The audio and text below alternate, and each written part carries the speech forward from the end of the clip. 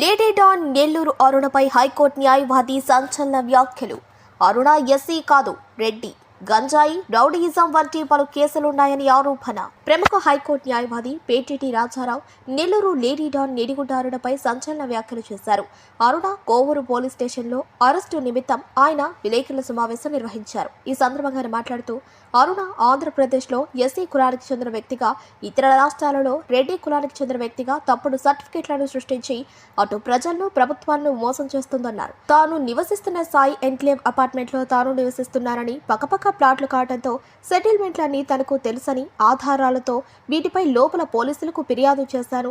ఇక్కడ వారు పట్టించుకోకపోవడంతో కోర్టులలో కేసులు వేయడం జరిగిందన్నారు. ఈ వేసిన కేసులు నిదానంగా బయటకు వస్తాయని తెలిపారు. అరుణ కేవలం 2 లక్షలు చెల్లించి అపార్ట్మెంట్ ఓనర్ అని చెప్పుకుంటూ గంజాయి సెటిల్మెంట్లు, రౌడీయిజం చేస్తూ సమాజానికి ఇబ్బందులు కలిగించిందన్నారు. దీనిపై చాలా మంది అధికారులను కలిశారని, వారికి ఫిర్యాదు చేశారని, ఆ పిటిషన్లు తిరిగి లోకల్ పోలీసులకు రావటం, వారు ఇలాంటి కేసులను నీరు కాచడంతో వాస్తవాలు వెలుగులోకి రాలేదన్నారు.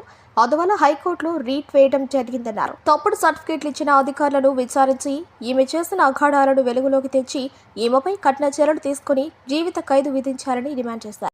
ధన్యవాదాలు. నా పేరు పేటిటి రాజారావు, హైకోర్టు న్యాయవాదిని. నేను ఈరోజు రాష్ట్రంలో జరుగుతున్నటువంటి ఒక అరాచక శక్తుల్ని అంతం చేయాలని కూడా ఒక అధికారుల దృష్టికి ఒక మీడియా వారు తీసుకెళ్ళడం జరిగింది.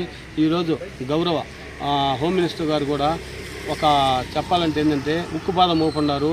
ఇలాంటి శక్తుల్ని నాశనం చేయాలి కానీ ఇలాంటి ఎప్పుడూ కూడా ఈ విధంగా పెంచకూడదు. అందువల్ల ఏంటంటే ఈరోజు ఇమ్మీడియట్లీ 24 అవర్స్లో అరెస్ట్ చేయాలని కూడా గౌరవ అధికారులు వారికి చెప్పడం, గౌరవ అధికారులు ఈ విధంగా చేయడం జరిగింది. ఆమె పేరు నిడిగుంట అరుణ.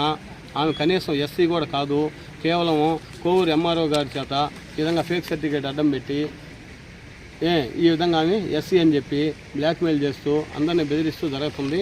ఆమె రియల్గా అయితే ఓసీ ఆ ఓసీ సర్టిఫికేట్ని పక్కన పెట్టేసి ఒక్కొక్క దిక్కడ పలు విధాలుగా ఒక్కొక్క దిక్కడ ఓసీ అని, ఒక్కొక్క దిక్కడ ఎస్సీ అని రకరకాలుగా చెప్పుకుంటూ పోతుంది.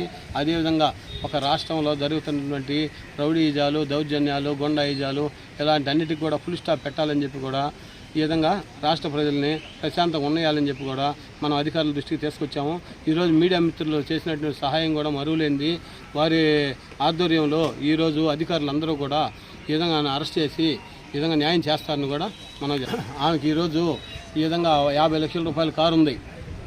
అదేవిధంగా ఇక్కడ అపార్ట్మెంట్లో ఉన్నటువంటి మునీంద్ర, రేఖ వాళ్ళు గంజాయి వ్యాపారంకి ప్రసిద్ధి చెందిన వాళ్ళు కూడా వాళ్ళు కనీసం ఈ గంజాయి వ్యాపారంలో వాళ్ళు కనీసం ఈమెకి బాగా సహాయం చేస్తారు. నేను అనేది ఒకటే, ఇక్కడ కనీసం 50 లక్షలు అపార్ట్మెంట్లో ఈ విధంగా 2 లక్షలు ఇచ్చి మిగతా వాళ్ళని ఇబ్బంది పెట్టడం, ఈ విధంగా కట్టకుండా ఇబ్బంది పెట్టి అతను వచ్చి ఈరోజు 420 చీటింగ్ కేసు పెట్టి కేసు రిజిస్టర్ చేయడం జరిగింది. అదేవిధంగా నేనేది ఒకటి, మా ఇంటి అపార్ట్మెంట్ ముందు కూడా నేను వచ్చి 4వ ఫ్లోర్లో ఉంటా, 5వ ఫ్లోర్లో వాళ్ళు ఉంటారు. మా ఇంటి ముందు అపార్ట్మెంట్ ముందు కూడా రౌడీని చేసి ఇల్లుని ధ్వంసం చేస్తారు రౌడీల చేత. ఎవరు నిడుకుంటారు. నేనేది ఒకటే, ఈరోజు ఆమె ఆ విధంగా చట్ట వ్యతిరేకమైన పనులు చేస్తుంది కదా, గంజాయి వ్యాపారం చేస్తుంది కదా, అధికారులు కనీసం స్పందించమని కోరుతున్నా. నేను కనీసం 160 అర్జీలు పెట్టా. ఆ 160 అర్జీలకి ఎలాంటి స్పందన లేదు.